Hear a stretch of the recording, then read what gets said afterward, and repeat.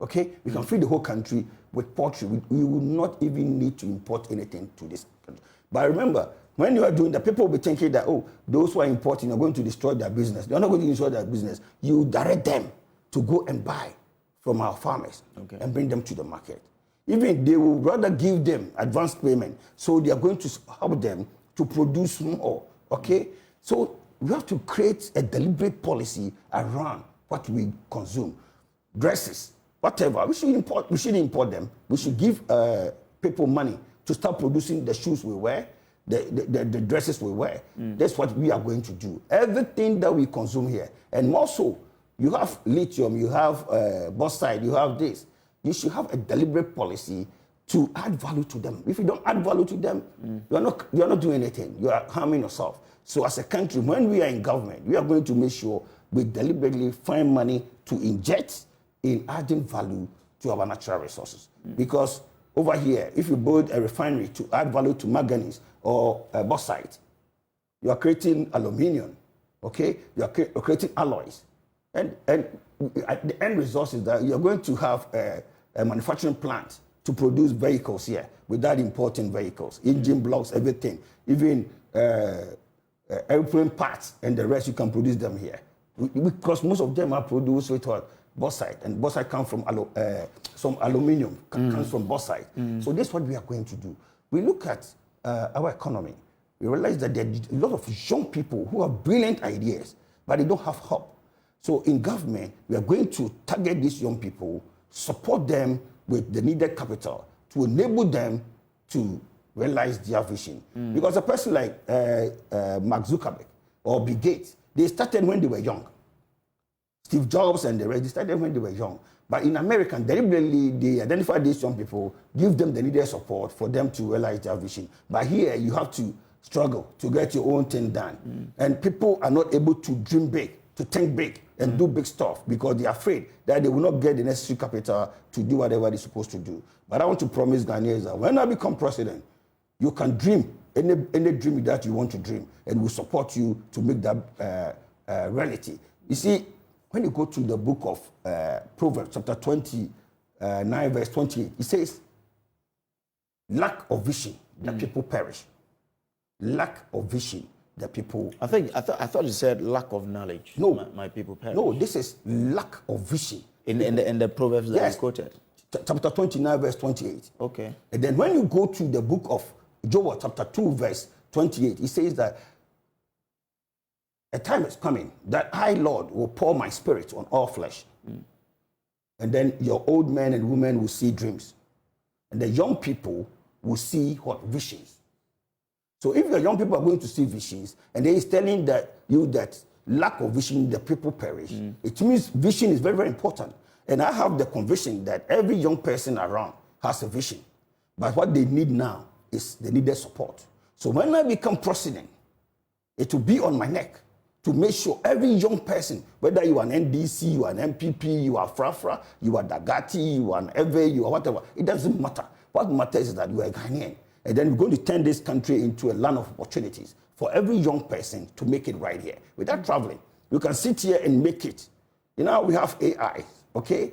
The young people should be taught how to, turn their ideas into something. So when I become president, from basic school, from primary school, okay, you will learn computer programming. It's going to be compulsory subject for every young chap from basic school, primary school, class 1, class 2, class 3, class 4. You will learn computer programming. So by the time you reach SS, you can do a lot of applications on your own. Without necessarily, we want to create billionaires. That is our target. We want to create millionaires and billionaires in this country. And it's possible. We can do it. Will it be taken from the Bank of Ghana to do this as well? Why not? It's our money. If the money is sitting there. Now let me take you to Russia.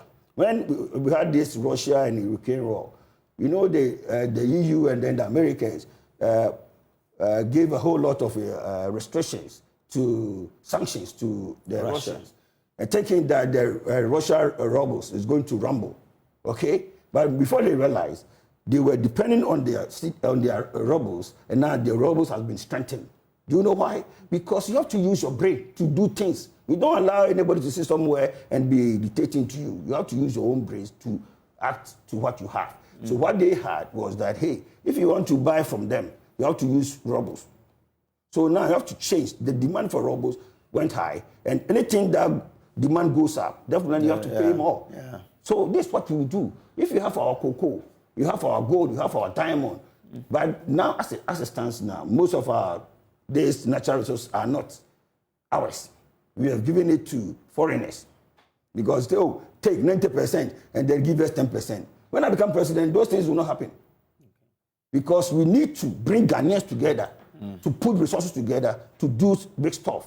Now, if I call Methodist or Pentecost and I sit down with the chairman of Pentecost, that, Mr. Chairman, you have a lot of people following you in this church. They have money. Some have money, some don't have. But if you can get, let's say, all your members to come together and put resources together, they can run this industry. You see, if, let's say, 1 million people in Ghana here decide to bring $1,000 each, it's $1 billion. If 1 million Ghanaians come together and say they are contributing, let's say, $1,000 each, it's $1 billion. You don't need to travel out to go and get that money. You can bring Ghanaians together and collectively they invest their money into something. You may not have the know-how, you may not have the technical know-how, but you can employ people who have the know-how and work for you. But that's already happening, isn't it? Where people form partnerships to establish businesses, Ghanaians. But I mean, we have industries in Ghana that Ghanaians are running. They are like, what you're saying. You let them come together with money and then they set up to employ people, isn't it? Good. And I'm saying that's already happening, isn't it? Yeah, good. But your oil, who is running your oil? It's Tala Oil and Adako Cosmos Energy. Who is running your gold? Your gold is Newmont, Anglo Gold, Gold First. They are running your gold. Okay. Now the latest one is the lithium. They gave it to some young chaps in Australia. Okay. No, I don't believe that. I believe that we need to form our own company, owned by Ghanaians, flow shares, strengthen the Ghana Stock Exchange, the stock market. Let's strengthen it so Ghanaians will understand. That is why when you go into LPG manifesto, we are saying that from basic school, right from basic school, we are going to teach our kids savings and investment culture. So that by the time you finish school, you understand what they call savings and investment. Because people get money, they think what they're earning is less, so they cannot save. If you're earning 500 cedis, you can still save 50 cedis.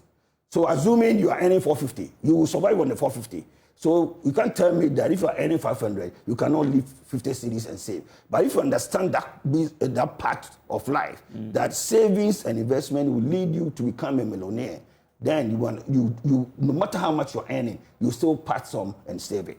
That is how we are going to teach our case, because we know that our capital market is not strong. In Africa, our problem in Africa is capital formation. We are not able to come together collectively and put monies together to do big stuff. That's why when you go to the book of Genesis chapter 11, verse 1 to 6, it says some people came together to build the Tower of Babel.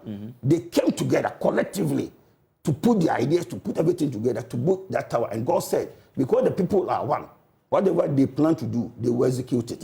Now, when you go to the book of Ecclesiastes chapter 11, verse 1 to 6, it says, cast your bread, and then in the future you have it. You know, when you go to church, they will tell you, oh, to abo don't you go up on another chance. But it's not that. Isn't government doing that already through the T-bills that treasury bills is part of investment, you understand? That's not the kind of investment we're talking about. Okay. They're talking about funds, okay, whereby you bring money, I bring money, and then you have a purpose that these funds, we are investing into this. Okay. Okay. Now, we will say, we can even go beyond Ghana and go and invest. If you take Newmont, who is the owner of Newmont? Newmont doesn't have a single person as the owner. Okay.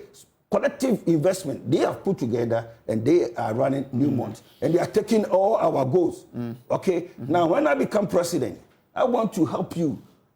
The one who is watching me here, I want to help him, myself, yourself, and then we all put our monies together.